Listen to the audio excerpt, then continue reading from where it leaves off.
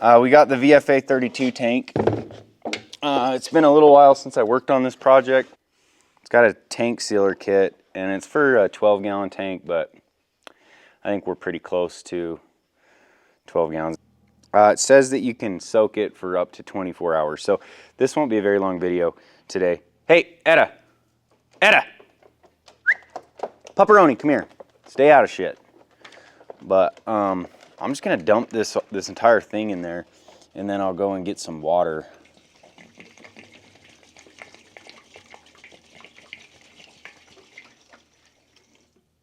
I'm gonna put in a bunch of, I could do that right now.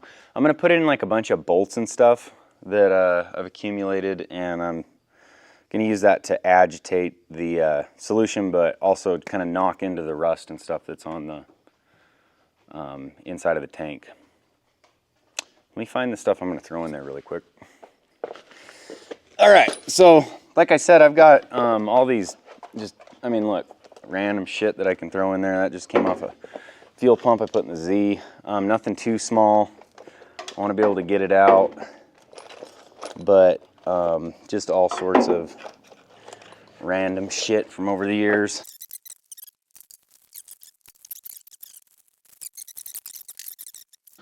All right, I'm gonna stop filming for a second. We're gonna go and fill this up with fuel, and then I'm gonna shake it, and then I'm just gonna end up leaving it. So that's a 1-to-1 solution. The only thing I haven't done is taped it off with duct tape. I don't know where I have any duct tape. I just want to slosh this around.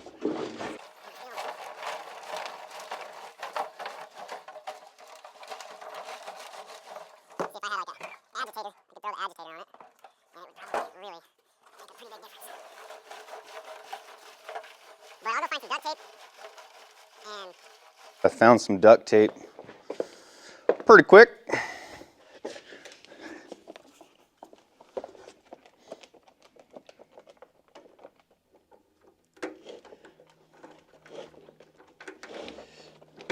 There you go.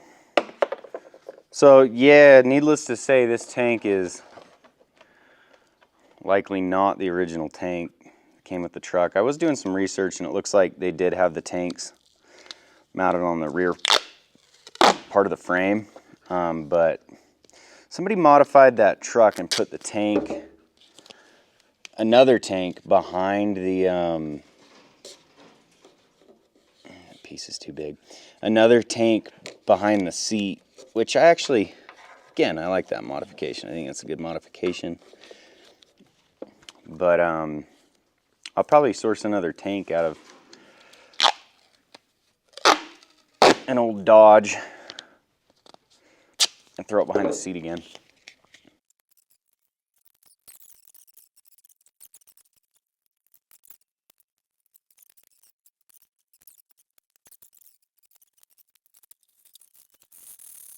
Yeah, what I think I'm going to do is just come back in throughout the day and agitate it, let it sit, agitate it, let it sit, and then when I come in tomorrow, I'll flip the tank upside down because it'll probably leak. First step in cleaning the VFA32 tank. Back in the barn. Been cleaning stuff up a little bit. Not done. But it's a pretty good place to work when it's not hotter than hell or freezing cold. Okay, we used this KBS cleaning solution. I shook it a lot, and now it's time to empty it out. I'm kind of excited to see what all comes out. So I've never done this before. I've never actually cleaned and sealed a tank. I don't think you need to be a genius to do it. And I don't even know if I'll keep using that tank, but if it works, I've got an extra tank to throw into something else.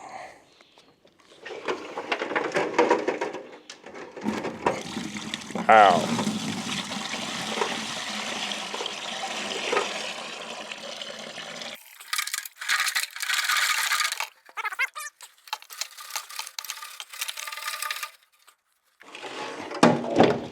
I guess I didn't entertain the possibility of it being difficult to get in there. I actually got a little snake that I think I'll throw in this really quick. So that's the stuff that came out of it. It's brown. Lots and lots of rust. So that little light works better to just do it like that. So, bore scope, meh. I think I'm gonna run this over to some water and clean it out a whole bunch with some water, and you know, maybe it'll help, maybe it won't, I don't know. Okay, now we're outside. Yeah, you'd think putting water in it, water causes rust, but shouldn't be a problem. So I thought I hit record, but I didn't. But anyway, I flushed that thing like 3 or 4 times, and I think it got some of it out.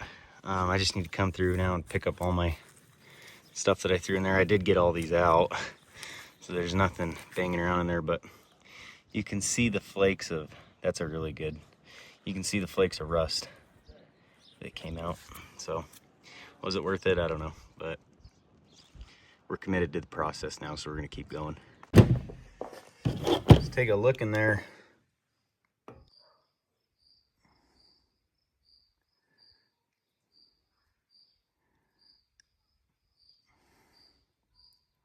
Huh.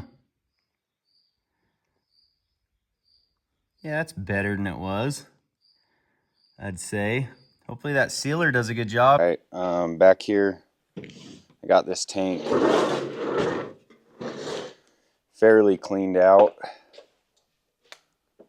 As good as I'm willing to do it, I'm not willing to spend any more time on it. But it's, damn, honestly, it doesn't look that bad. So the microphone cut out right here, but nothing special going on. Just poured the second stage of the solution. It's a etcher into the tank and then agitated it. Every 10 minutes, I'm setting a timer on my phone. I'm going to come and swish it, and it's to keep everything wet.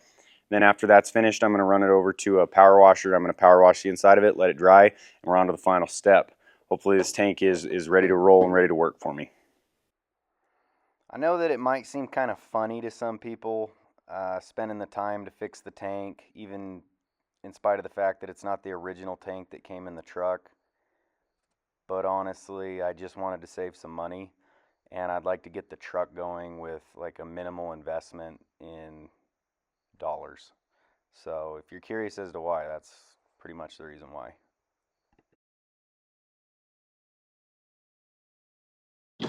Just about to the final step on this, which is the actual sealer. I took this over, got it power washed, cleaned off, and the last thing to do is dry it out. But here's the thing. This project has been taking so much longer than I had originally planned for it to take that I just don't want to wait anymore. So what I'm going to do is use a hair dryer to get it to dry faster. As I'm sure I've said before, I have a pretty bad tinnitus or tinnitus, so it doesn't really matter what I'm doing. I usually throw some earplugs in or my ears will ring all night long. I'm going to put this on high, max fan, and yeah, it's blowing out right here, so I'll leave it. After the tank dried, it was time to do the final step and coat the inside of the tank. I'm using a Phillips head like an idiot, but I don't know where my flat head went. There we go.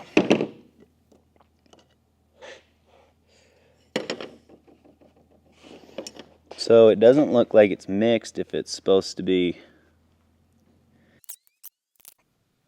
Looks good to me. Okay, so I wonder. I'm gonna throw some duct tape on this just so that stuff doesn't leak out. Hopefully not make a huge mess. And we'll start mixing it up. That was a good pour. Not trying to build myself up or anything, but that was a pretty good pour.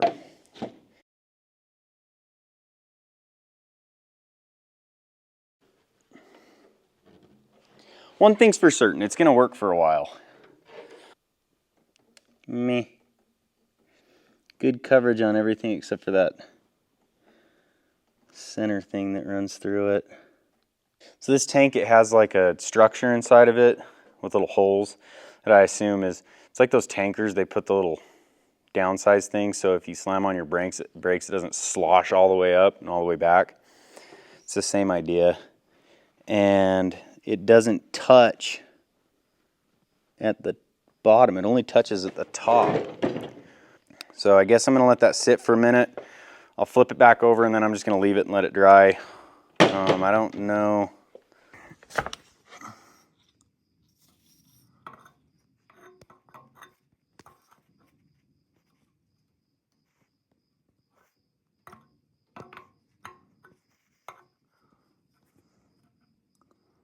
Flipping it upside down like that helped quite a bit. It's getting damn near full coverage now. Okay, I'm seeing a good amount pooling at the bottom, so I'm gonna flip it really fast. That structure that's on the inside, it's built into the top, not the bottom, so it has a gap that runs underneath. So if I flip it really fast, hopefully it'll all run down those sides, the internal sides of this. Let's do it.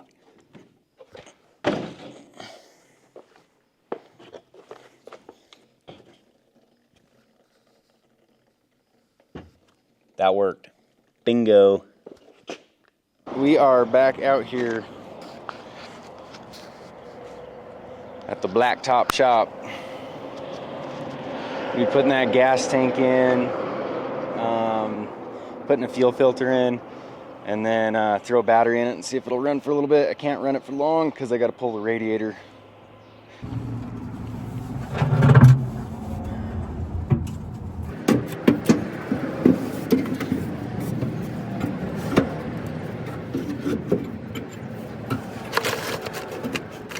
This is why I record stuff. That was easy. Just a matter of filling in the... Did you see that lady that just stopped by? Yeah, why?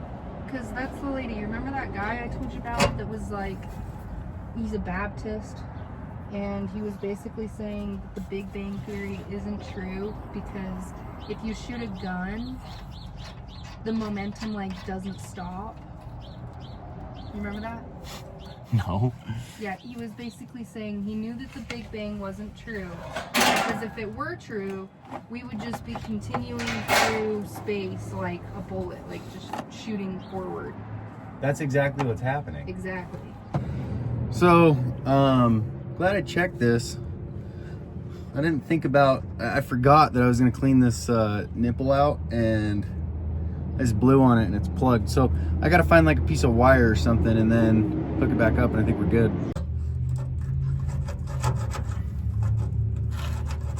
That's not good.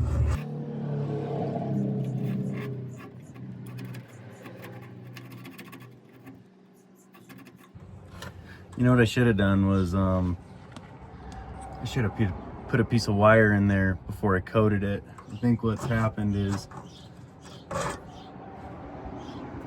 that has that rust coating stuff at the end of it.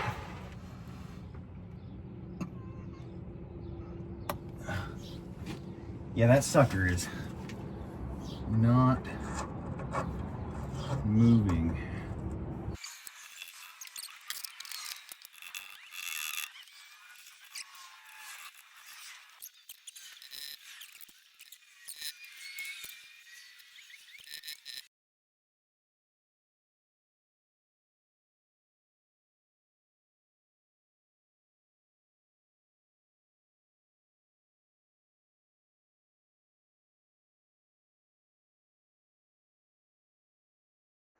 I definitely believe in seeing things through, but there also comes a point where you just got to stop because it's never going to work. And I think that that was the case here.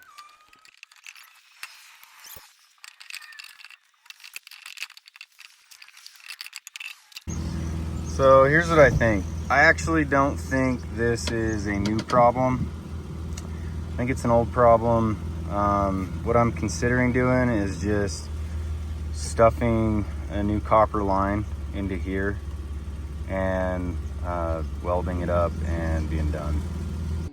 Okay, so got my little welder and I cut the bottom one off and then I welded over it. I'm gonna JB weld over the top of this, and then I welded this pickup tube into it, some fuel line, and I'm gonna seal that with JB weld as well. But it bends in and then it sits off of the bottom of that tank, probably that much. I just did it by feel, but I think that'll work, so we can still use the tank. All right, I got the JB weld on there. It's just to ensure that it's airtight.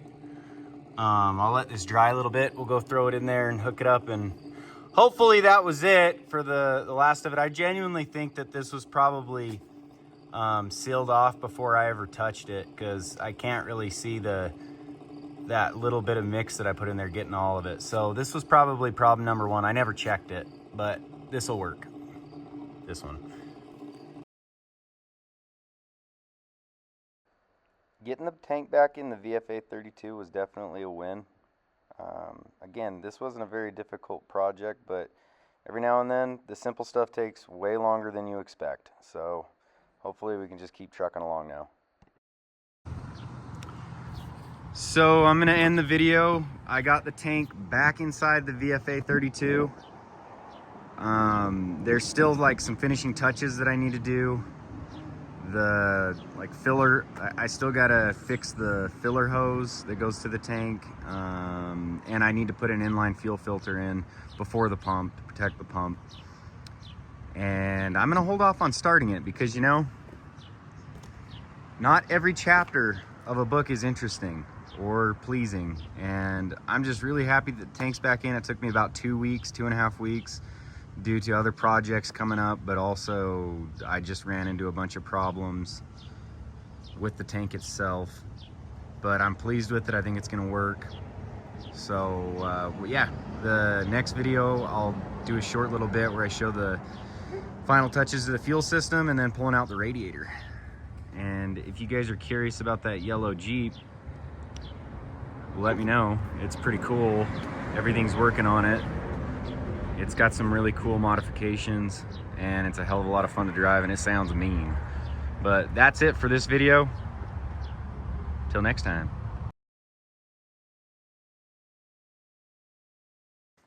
So kind of a side note, but I'm parting out this Dodge, and got thinking, why not use that tank in the VFA32?